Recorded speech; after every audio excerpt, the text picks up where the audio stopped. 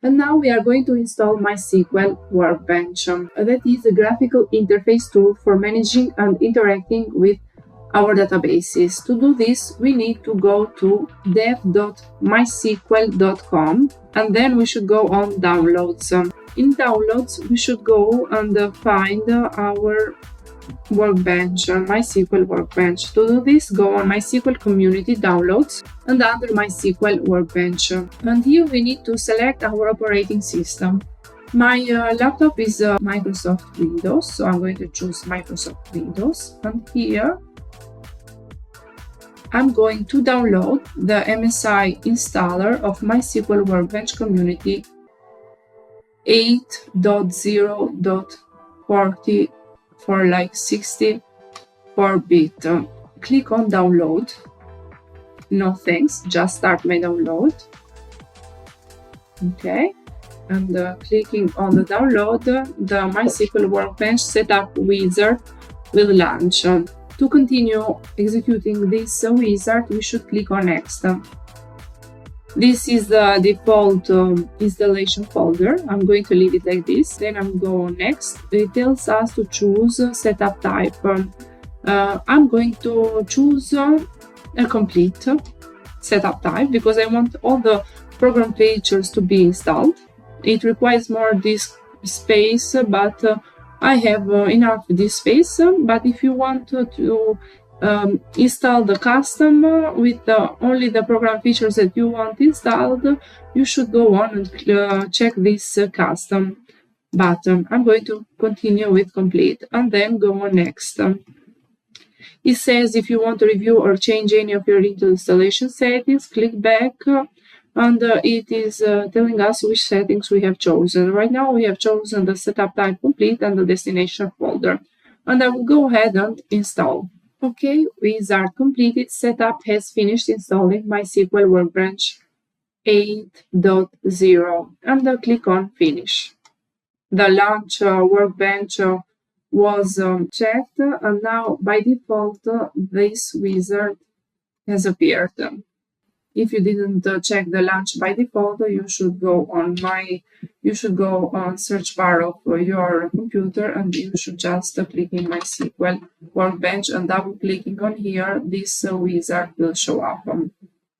So now we have MySQL Workbench installed, and to connect to MySQL server, we can do it by adding a new MySQL connection. As we can see here, a new connection is created by default. If you double click on this, you can see that the service name is MySQL at localhost because this point on localhost, and the default port that MySQL Workbench MySQL server uses is 3306. The user is a default user and the root and the password that you have created.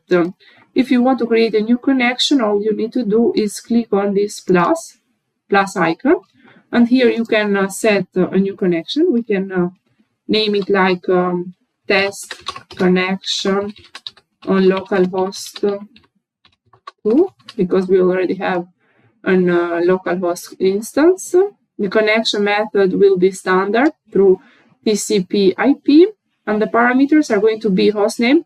This IP address stands for localhost, so we could type here this IP address 127.0.0.1, or we could type localhost. The port is the default one. If you notice when you install the MySQL server, this is the default port 3306. Username of the default user is root, and of course the password.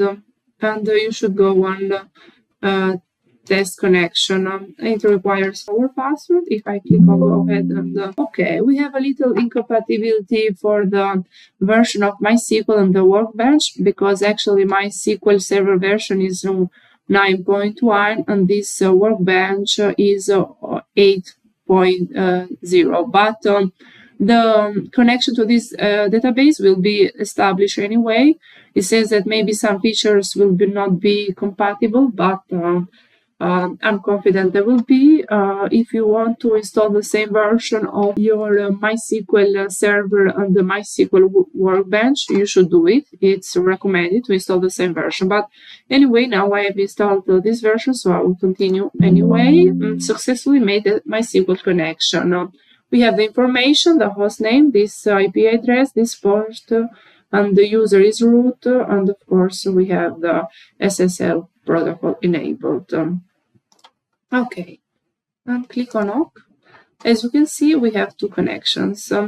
Let's go ahead and use the one that was created by default. Type in your password and click on OK. Okay, continue anyway. Okay, this is MySQL Server Workbench. We have here the query window.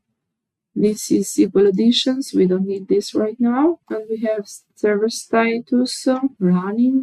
Okay, let's go on schemas. And this is the databases that we have. Sakila World. And we have these tables. Let's go ahead and make a query just to test that everything is working fine. So select star from, let's choose a table like city. We should write like world dot city and execute.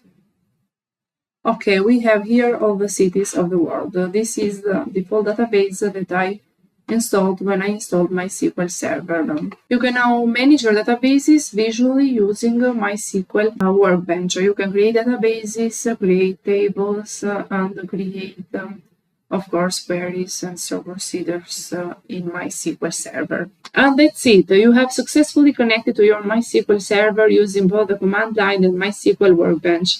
If you find this tutorial helpful, don't forget to like, comment, and subscribe to Code Crushers for more tech tutorials. Thank you for watching, and I will see you in the next video. Bye!